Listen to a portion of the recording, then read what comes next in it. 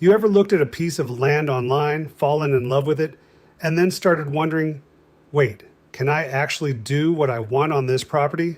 Yeah, that's exactly what we're talking about today. Hey everyone, welcome back to the Land Buyer's Guide. I'm your host, Scott Thomas, founder of landparker.com, where we help everyday people get onto rural land with affordable owner financing. And today, we're digging into something that trips up a lot of first-time buyers: zoning. What it is, how it affects rural property specifically, and what you need to know before you put any money down. So let's just get into it. Zoning is basically a rule book for land. Local governments, usually counties or municipalities, divide land into categories, and each category has its own set of rules about what you can do there. You've probably heard terms like residential, commercial, industrial. But when we're talking about rural land, the two you'll run into most often are agricultural zoning and rural or unzoned land. Now, agricultural zoning, that's land set aside for farming, ranching, that kind of thing. And rural or unzoned, that's often the most flexible. Less regulation, more freedom. We'll get to that in a minute.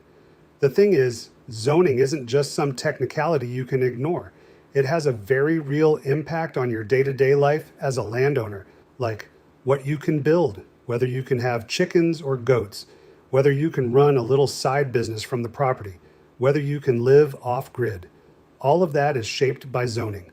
So let's walk through the big ones. First, what can you build? This is usually the first question people have, and the answer depends entirely on how the land is zoned. Some rural zones are totally fine with single-family homes, barns, sheds, accessory structures, pretty flexible. Others have restrictions, maybe a minimum square footage for the home, or a limit on how many dwellings you can have on one parcel. And here's where it gets really interesting for the homesteaders and off-grid folks listening. If you're thinking about a tiny home, a yurt, an earthship, something outside the conventional box, that's where zoning really matters. Some counties out there actually welcome alternative housing. Others, not so much. So you want to know what you're getting into before you buy. Next up, agriculture and livestock. If you're dreaming of a homestead with chickens running around, maybe a couple of goats, cattle down the road, you need to make sure the zoning actually supports that. Agricultural zones usually do, but there can still be rules, like minimum acreage to keep certain animals, limits on types or numbers of animals, sometimes a distinction between farming for personal use versus commercial farming. It's not always wide open, even on ag-zoned land, so verify before you commit. Now, what if you want to buy a larger parcel and eventually split it? Maybe share part of it with family or sell off a portion later? Zoning laws, along with what's called subdivision regulations, control whether you can do that and how. Some zones have minimum lot sizes that prevent you from creating smaller parcels. So if that's part of your plan, you really want to check this up front. Don't assume you can subdivide just because the parcel is large. Here's another one people don't think about until later: commercial activity. Let's say you want to run a little farm stand, or list the property on Airbnb for some extra income, or start a small business from your land. Zoning determines whether that's even allowed. Some agricultural zones are totally fine with farm-based businesses, others require a special use permit, and some just flat out prohibit it. So if earning any kind of income from the property is part of your vision, look into this early. And then there's off-grid living: solar panels, wind turbines, rainwater collection, composting toilets, septic systems. All of this can be subject to zoning and permitting rules. In a lot of rural counties, off-grid living is completely accepted, even encouraged. But in others, you might actually be required to connect to a public water or sewer system, even if you'd prefer not to. That can completely change the cost and feasibility of your plans.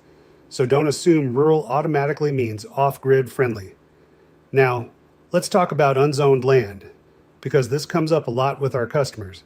Some areas, particularly in Texas, parts of the West, and remote counties all over the country, have little to no zoning at all. And honestly, that can feel like total freedom. You can often build what you want, raise animals, Live how you choose without having to ask anyone for permission. It's appealing, for sure. But here's what a lot of people don't realize. Unzoned does not mean unregulated. You still have to follow state building codes where they apply. Health department rules for septic systems and water wells still exist. Environmental regulations around wetlands and floodplains still apply.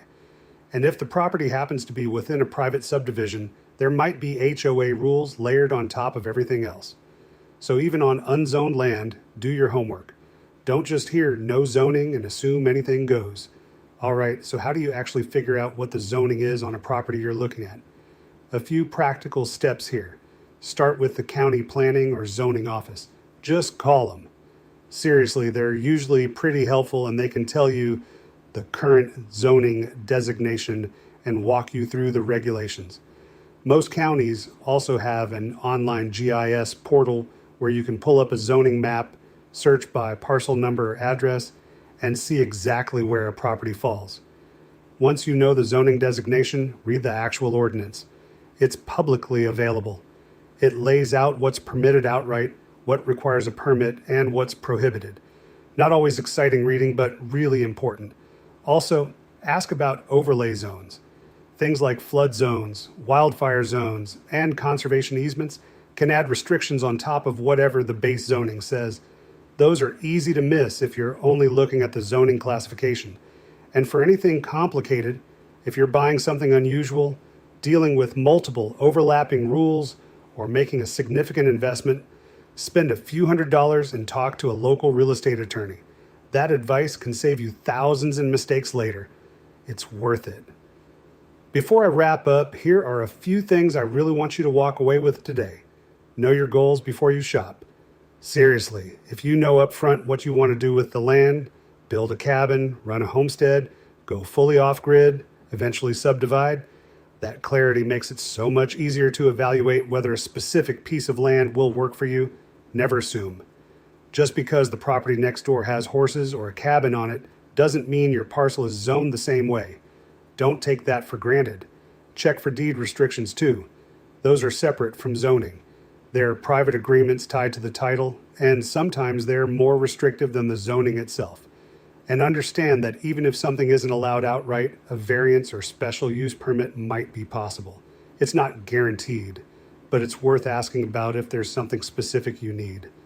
The bottom line here, zoning shapes everything about your experience as a rural landowner. But the good news is that rural zoning is often more permissive and flexible than what you'd find in suburban or urban areas, especially on agricultural land or in unzoned counties. There's a lot of freedom out there.